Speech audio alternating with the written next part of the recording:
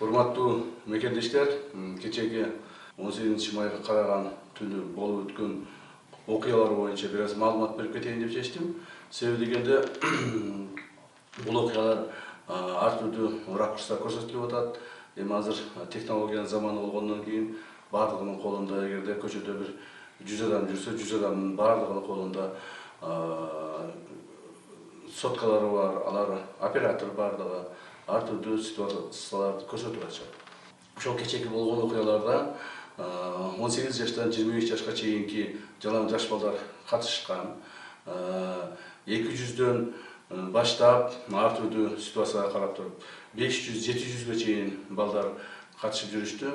Жана ошол балдардын негизги талаптары бул ушул биздин мамлекетибиздин тегерегинде иштеген, жанагы башка мамлекеттен келип иштеген мигранттардын көбөйүп кетүүсүнүн негизинде. Бул Бангладеш, Пакистан, Индия, Египет жана башка өлкөлөрдөн келип окуган студенттердин, алардын кылган жумуштарынын өтө көп болуп кетишине байланыштуу болгон. Бул балдардын, кечеги чыккан балдардын койгон талаптары да кайсы бир деңгээлде туура деп эсептеймин. Алар көп ошол келген мигранттардын көп болуп кеткендигине байланыштуу биз өзүбүздүн чараларыбызды көрө баштаганбыз. Мына жакында эле ошол апрель айынын башында болуш керек. Урматтуу президент Садыр Кожоевичтин өзүнүн жеке тапшырмасынын негизинде ал киши ошол өзү совещание өткүзүп, президентибиз өзү совещание өткүзүп, ушул тапшырмаларды алдыбызга койгон, мамлекетибиздин ичиндеги мыйзамсыз жүргөн ар бир ошол башка мамлекеттен келген мигранттардын жоопкерчилигин кароо боюнча. Ошонун негизинде апрель-май айларында өтө активдүү жумуштар жүргүзүлдү жана азыр дагы жүргүзүлүп жатат.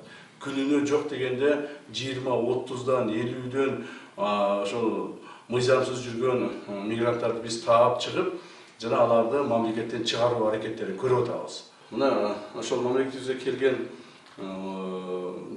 мигранттардын мыйзам бузуучулуктары боюнча толук статистикалар бүгүнкү күндө биздин колубузда бар. Анын негизинде айрыкча ошол көптөгөн мыйзам бузуучулукка баргандар бул Пакистан жана Бангладеш өлкөлөрүнөн келген граждандар. Пакистандан келген бүгүнкү күндө 1,5 миңге жакын адамды биз чыгардык. Бангладештен келген 1000ге жакын адамды чыгардык. Бирок ошол эле мезгилде мыйзамды бузуп бүгүнкү күндө мамлекеттин ичинде жүргөн 5000ге жакын адам бар. 5000ге жакын адам бар. Ошолордун 1,5 миңиндей 1360 адам Пакистандан жана 1300 адам Бангладештен. Калгандары башка мамлекеттерден. Ошондуктан бүгүндөн баштап дагы ошол мыйзамсыз биздин мамлекетте жүргөн башка мамлекеттин граждандарын мамлекеттен чыгаруу боюнча чоң иш-чаралар дагы уюштурула баштайт. Ушуга чейин жүрүп келген, мындан кийин дагы жанагы күчтөндүрүү тартибинде ушул жумуштар улантылат.